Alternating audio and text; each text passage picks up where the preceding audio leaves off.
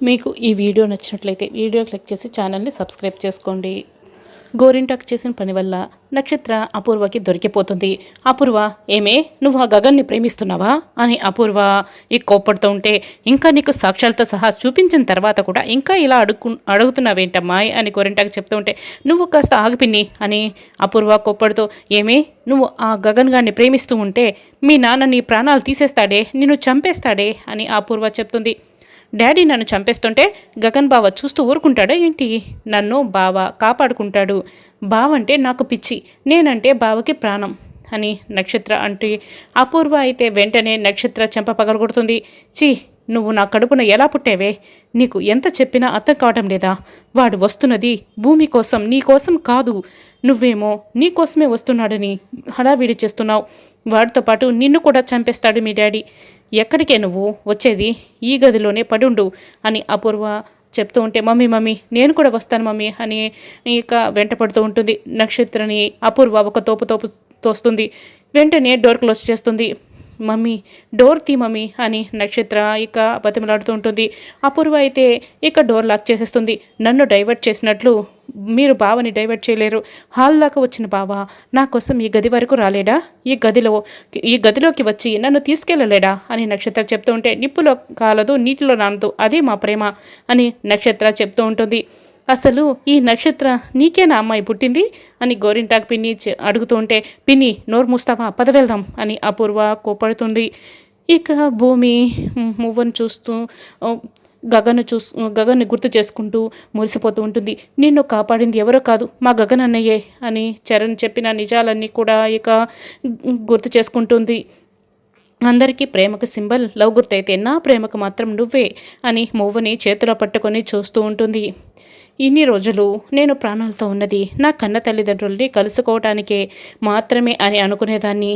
కానీ నా జీవిత భాగస్వామిని గెలుచుకోవటానికి, నా ప్రాణాన్ని కాపాడుతూ వచ్చిన నా మూడో ప్రాణాన్ని కలుసుకోవటానికి అని ఇప్పుడిప్పుడే తెలుస్తుంది.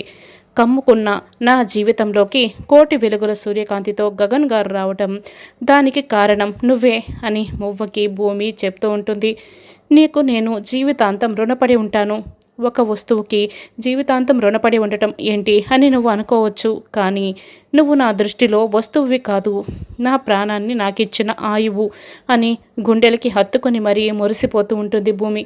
నీ వల్ల నేను ఆయన్ని పెళ్లి చేసుకోపోతున్నాను. ఈ ఫీలింగ్ నాకు ఎంత బాగుందో తెలుసా?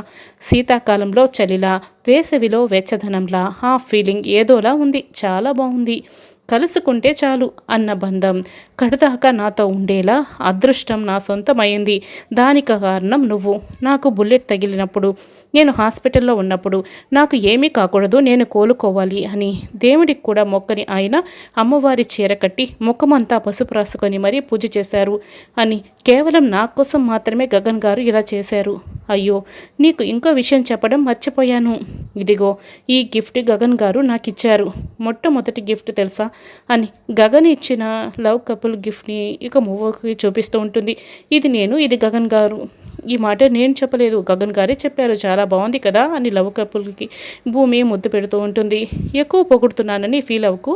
ఈ రోజు నుంచి మీరిద్దరు ఫ్రెండ్స్. మీలాగే మేమిద్దరం కూడా కలిసి ఉండిపోతున్నాము. ఆయనతో నా పెళ్ళయ్యాక ఆయన నన్ను ఎలా పిలుస్తారు? ఏ తైతక్క, ఏం చేస్తున్నావు? ఆకలితో ఉన్నాను, వచ్చి వడ్డించు అని గగన్ గారు నన్ను ఇలాగే పిలుస్తారు కదా అని భూమి తనకు తాను చెప్పుకుంటూ తనలో తాను మురిసిపోతూ నవ్వుకుంటూ ఉంటుంది. ఇక ఆంటీనైతే ఏ పని చేయనివ్వకుండా అన్ని పనులు నేనే చేస్తాను. మా ఇద్దరి పెళ్ళవగానే మిమ్మల్ని పట్టించుకోనని మీరు అస్సలు ఫీల్ అవ్వకండి. నేను మిమ్మల్ని కూడా చాలా బాగా చూసుకుంటాను. కాకపోతే మీ ఇద్దరికంటే మా ఆయన్ని నేను చాలా ఎక్కువగా బాగా చూసుకుంటాను. ఆయన తర్వాతే మిమ్మల్ని. సరే కాసేపట్లో ఆయన వచ్చేస్తారు. మీతో మాట్లాడుతూ ఉంటే టైం అయిపోతుంది కదా. ఆయన వస్తారు. ఆయనకి నేను అందంగా కనిపించాలి అంటే కాస్త అందంగా రెడీ అవ్వాలి కదా అని భూమి ఇక మువ్వకి లవ్ కపుల్కి ముద్దు పెట్టి వాటిని ఇక ఎత్తి పెట్టుకుంటుంటుంది. గగన్ కార్ డ్రైవ్ చేస్తుంటే ఇక పూర్ణి, శారద చాలా సంతోషపడుతూ ఉంటారు. భూమిని తెచ్చుకుంటున్నందుకు చాలా సంతోషంగా ఉంటారు. వాళ్ళ సంతోషాన్ని చూసి గగన్ కూడా చాలా సంతోషపడుతూ కార్ డ్రైవ్ చేస్తూ ఉంటాడు. ఇక భూమి ఏమో మంచి హాఫ్ శారీ కట్టుకొని తయారవుతూ ఉంటుంది. అద్దంలో చూసుకొని మురిసిపోతూ ఉంటుంది. అప్పుడే చరణ్ అక్కడికి వస్తాడు. ఏంటి మువ్వ, ఈరోజు నీ ముఖం కడిగిన ముత్యంలా ఇంత మెరిసిపోతుంది అద్దంలో భూమిని చూస్తూ భూమి వెనకే నిలబడి చరణ్ అడుగుతూ ఉంటే, నీకు తెలీదా చెర్రీ, ఈరోజు నన్ను తీసుకువెళ్ళటానికి శారద ఆంటీ వాళ్ళు వస్తున్నారు కదా అని భూమి సిగ్గుపడుతూ అంటూ ఉంటే, ఏంటి వాళ్ళు వస్తున్నారని నేను బోల్డ్ అంత టెన్షన్ పడుతుంటే నీకేం అసలు టెన్షన్ లేదా అని చరణ్ అడుగుతూ ఉంటే, రాత్రి నుంచి నేను కూడా చాలా టెన్షన్ పడ్డాను. ఇంతాకే నాకు క్లారిటీ వచ్చింది. జరిగేది ఎలాగూ జరగమానప్పుడు మన నిర్ణయాలు మనం తీసేసుకోవాలి కదా చెర్రీ అని భూమి చెప్తుంది. నువ్వు ఒక్కోసారి ఏమీ అర్థం కాకుండా నా అలాగే భలే మాట్లాడతావు మూవా. అయినా టెన్షన్ నీకెందుకుంటుంది? ఏ టెన్షన్ లేకుండా తను మా అన్నయ్యతో వెళ్ళిపోయేదాకా మామయ్యతో నేనే మాట్లాడి ఏదో ఒకటి చేస్తాను అని చరణ్ చెప్తాడు. నువ్వే విచిత్రంగా మాట్లాడుతున్నావు చెర్రీ. మీ అన్నయ్యతో నువ్వు వెళ్ళిపోవటానికి అన్నయ్య దాని బదులు తను వెళ్ళిపోవటానికి అని మాట్లాడుతున్నవేంటి? తనేంటి తను అని భూమి అడుగుతూ ఉంటే, అన్నయ్యతో నువ్వు వెళ్ళిపోవటం ఏంటి అని చరణ్ కంగారు పడుతూ అడుగుతూ ఉంటాడు. అయ్యో, చెర్రీకి విషయం తెలియదు కదా, అనవసరంగా నోరుచారేనే అని భూమి అనుకుంటుంటుంది. అర్థమైంది, నేను కాదు తనే అని భూమి అంటుంది. నాకు అర్థమైంది, నువ్వు కూడా కన్ఫ్యూజ్ అయ్యావు అంతే కదా. మాట అయితే అనేసాను, కానీ మామయ్యతో మాట్లాడాలంటేనే నాకు చాలా కంగారుగా ఉంది, ఏమవుతుందో ఏమో అని చరణ్ అయితే ఇక కంగారు పడుతుంటాడు. ఏ ఇబ్బంది లేకుండా అంతా సవ్యంగా జరిగేలా చూడమ్మా అని భూమి మనసులో ఇక మొక్కుకుంటుంది. అప్పుడే చరణ్ ఇక శరత్చంద్ర దగ్గరికి వస్తాడు. శరత్చంద్ర ఇక హాల్లో కూర్చొని ఆలోచిస్తూ ఉంటాడు. మామయ్య, అన్నయ్య వస్తున్నాడు కదా, మీతో కొంచెం మాట్లాడాలి. మీతో మాట్లాడేంత వాడిని కాదు, కానీ అన్నయ్య మనంటి అమ్మాయిని ప్రేమించడం తప్ప ఒప్ప అన్న దాని గురించి మాట్లాడాలనుకోవడం లేదు. అటు అన్నయ్య వాళ్ళు కానీ ఇటు మనం కానీ మాట్లాడుకోవాలనుకున్న ప్రతిసారి గొడవ అవ్వటం ఎందుకు మామయ్య? పీస్ఫుల్గా మాట్లాడుకొని ఎందుకు సెటిల్ చేసుకోకూడదు అని చరణ్ చెప్తూ ఉంటాడు. ఏంట్రా, మీ మామయ్యకే చెప్పే అంత పెద్దవాడు అయిపోయావా అని అపూర్వ రివాల్వర్ పట్టుకొని అక్కడికి వస్తుంది. అది కాదత్తయ్య అని చరణ్ చెప్పబోతూ ఉంటే, అసలు మనకు రావాల్సిన వేలం పాటని తాను పాడుకొని భార్య పేరు మీద తాను టౌన్షిప్ కడతానంటూ ఛాలెంజ్ చేసింది ఆ గగన్ కాడు కదా.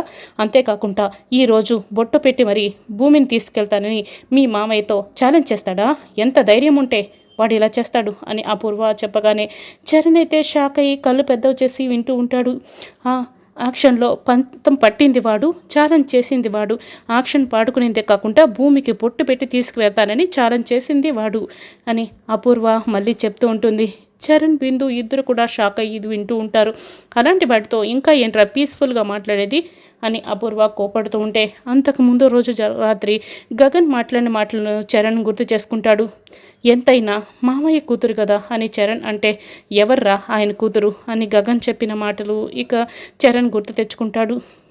ఇందాక డ్రెస్సింగ్ టేబుల్ దగ్గర భూమి మాట్లాడిన కూడా చరణ్ గుర్తు తెచ్చుకుంటాడు. అన్నయ్యతో నువ్వేంటి వెళ్ళేది అని చరణ్ అడుగుతూ ఉంటే, లేదులే అని భూమి కవర్ చేసుకోవడం మొత్తం కూడా ఇక చరణ్ గుర్తు తెచ్చుకుంటాడు. బావా, నిజంగానే వాడు కనుక ఈ ఇంటికి వస్తే ఇంట్లోకి అడుగు పెట్టకముందే వాడి ప్రాణాలు తీసేసే బావా అని అపూర్వ రివాల్వర్ని శరత్చంద్ర చేతికి ఇస్తుంది. శరత్చంద్ర అయితే గన్ చూసుకుంటూ ఉంటాడు. అదేంటమ్మాయి, అల్లుడు గారిని మర్డర్ చేయమని రివాల్వర్ అలా ఇచ్చేస్తున్నావు అని గోరింటాకు అడుగుతుంటే, తప్పదు పిన్ని, ఇప్పుడు ఆయన గగన్ గారిని చంపేయలేదనుకో, నక్షత్ర ఆ గగన్ గారిని ప్రేమిస్తుందన్న విషయం ఈయనకి తెలిసిపోతుంది.